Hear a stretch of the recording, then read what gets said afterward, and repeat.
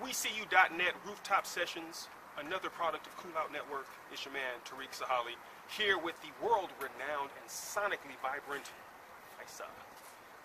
How y'all doing? We were able to get you up here on the rooftop to make a historical mark on the world, like Seattle, from the Liberty Bank building.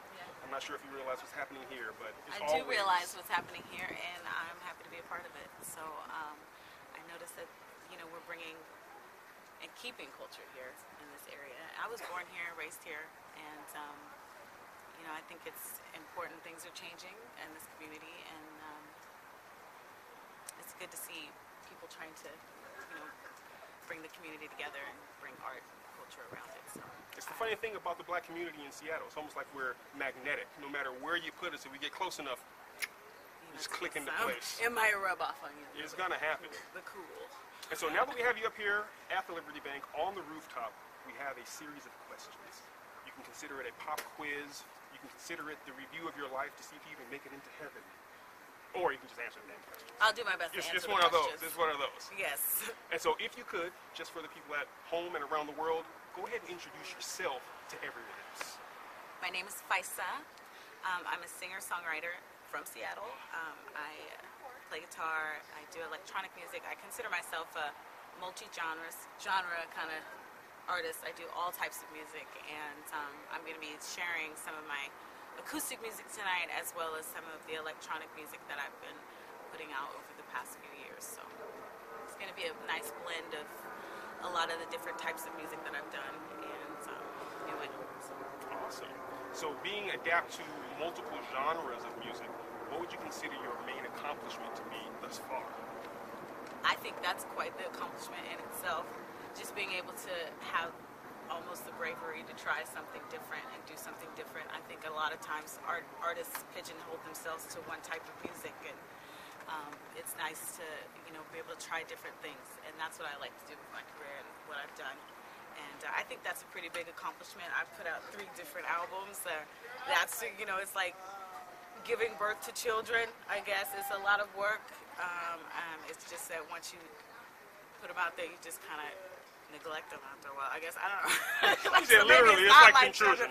We put them out there, we neglect them. If they come back, that's great. If they accomplish something even better. Well, I don't know what I'm talking about, but I don't have any kids, so that probably explains it. It's a euphemism. Kids is a euphemism for projects and work. So if you're out there doing music or doing any sort of digital media, and if you don't have babies, every project you do is your baby. There you go. So music is my baby, and I have 3 of them. 3 babies. Awesome. Yeah. So I'm just going to go ahead and drop a little bit of extra info, that little asterisk in the sky. For everybody who likes to do research out there, you need to find out just how far FYSAH has gone and how far she's come.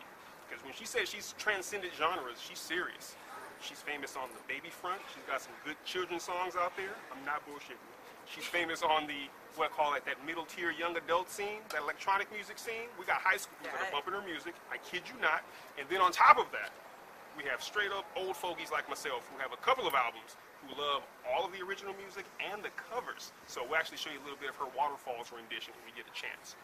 But if I had to ask another question, because this is the pop quiz, yes, what would you say is the thing that got you started in this whole music venture? What got me started is I love music. I came out singing. My life was singing. I couldn't stop singing. Actually, growing up, it was hard for my siblings to deal with how much singing I was doing around the house. So my mom was kind of like the security guard that made sure nobody bothered me too much. So leave her alone. She's singing. That's what she loves to do. So I grew up doing that, and it's always been a passion of mine. I went over and studied at WSU and studied music there, and I just continued it once I graduated. I didn't know what else I would be good at. So, well, I'm sure I'd be good at other stuff, but I love music. You gotta have them skills. But we gotta give a shout out to the parents, because if you're not out there protecting your little baby's interest, making sure that nobody messes with them while they're doing their thing, no telling what your child's gonna turn into. Might be a star one day. Yes, protect your children and their talents. Nice. So, for the next question, if you had to, say, represent your projects or your little babies that are out there, what would you want most people to know about your projects? It's collaborative. I work with a lot of artists around here. I like to put a lot of artists on if I can, just give them a platform, just like many of artists have given me platforms too. It's most of everything I've done has been a collaborative effort. Even just, my first album, I work with Chris Ballou from the Presidents of the United States of America. He also is Casper Baby Pants, so he does children's music too, so I've collaborated with him on that effort. Locally, I've worked with, on my first album, Thaddeus Turner was actually produced my first album. I also worked with Josh Clausen on that album.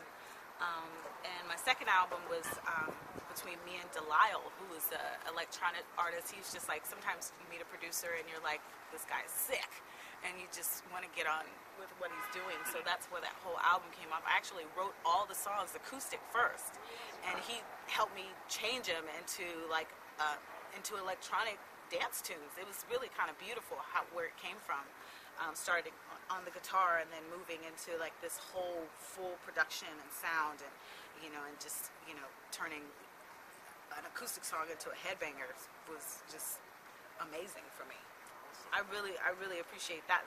My favorite part is collaboration, and I think more artists should do that, because that's how you're going to get out there and get working. It's all about who you know, and that's not just an expression that people use. It really is. Yeah, it's not just the truth. It's the truth. It's all about who you know. Yeah. So if you're not making those connections, not keeping your network fortified and tight, no telling what opportunities you're missing. And don't be afraid to just go up to people and be like, hey, most of the connections that I've made was just that way. Just I admired them, and I just made that connection to them because I appreciated what they did, and I'm like, can you rub something off of me?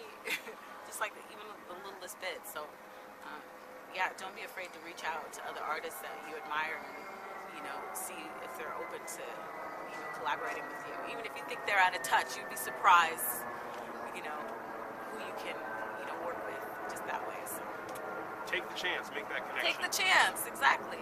Okay, so now we're going to move on to our final round. Okay. This is where the questions get really hard. Okay. You've talked about your creative process somewhat, about how you actually focus on things and get things started. What would you actually want the ultimate success to look like to you? It's so funny that you say that. I just went to a bunch of girlfriends got together and we did vision boarding. I don't know if you guys have done that, but it's where you just kind of like try to see where you are. What do you really want? And I had to ask myself that question because I've been doing what I wanted. I've been writing and creating music and sharing and doing this. This is what I wanted. But it's like when someone asks you to be more detailed about it, you really have to start thinking. So I made this vision board, and I was like, what do I want? And I was like, you know what? I would love to go triple platinum. That's a nice goal. That is definitely a nice goal. Maybe a Grammy or two. That would be amazing. I mean, right? I didn't join the rap game to push a rap 4. All right, no pressure Kanye. there for herself or for anybody else. So that just goes to show you that you got to be actually trying at this. You got to be striving to obtain success no matter what. Kanye said it best. You got to be a little Kanye sometimes. I mean that, a little Kanye. So yeah, a little. Well, I'm not gonna call him crazy, but. Okay, if you could actually use any sort of help or boost in achieving your goal, what would that look like? This is it. The community is coming together, supporting music and art. I think that's what this whole event is about, and that's why I'm here, because that's what it's about. It's about sharing what we have and what came from this city. I mean, look at that. It's beautiful. There's musicians out in basements all over this city just writing hit songs. You don't know. Like, they're hiding. This is a breeding ground for art. This is just a great community for that. So much has come out of here. So many great artists. I'm talking about iconic artists have come from this city. It's because it really is a breeding ground for art, and people are really passionate about it here, including myself. Yeah. Great answer. All right. I don't know if we can do any better than that, but we have to find some place to close it. Okay. So for our final question, Liberty Bank Building, Rooftop Sessions, WeSeeYou.net, another product of the Coolout Network. If you could manifest anything, if you could make it come true by the power of positive thinking or otherwise, what would that manifestation look like to you? That all of our communities would be inclusive, and that we wouldn't have so much, where art can flourish. It can only really flourish in communities that allow it to be there. So You have to open yourself up and understand that artists are not. And this is another thing I want to touch on too before our time is over here, is that music is not, it's an art form, but some of us are doing it as a living too. So you have to keep that under consideration when you stump out or try to like close off art from our communities. You're actually ruining people's livelihoods. So I just wanted to make that straight too, because we're here on this rooftop, and I know there's been some controversy about that. But this isn't the first time that I've had controversy about rooftops. So I just think I think we have to be more inclusive and understanding about not just the art itself, but the communities that make it, and being supportive of that community and opening yourself to understanding that it's here, and that it can be loud. And so you have to just open yourself up to understanding that's what art is. It's all things. So inclusive. Close that off that way. I couldn't have said it any better. Inclusivity. That's what it looks like. And we're going to send that message out to the barbecue Beckies and the rooftop routes out there trying to be bothered by the art form. As the city grows, there's going to be no way to keep it quiet. Hey. Just want to say that. Go to New York and if you want to compete with some noise, if you want some real noise. I lived there for a while, and it is extremely, extremely loud. And what would be the point of complaining? They can't hear you anyway. They can't hear you anyway. So, on that note. Well, with that in mind, I'm so happy to be here today. She's got it. We've got FYSAH on the rooftop here at the Liberty Bank building. We're going to see you at the next one, and I can't wait till you guys get a real view of what she can do with them strings. She sings with them strings, right? Sang with the strings. And last but not least, last word.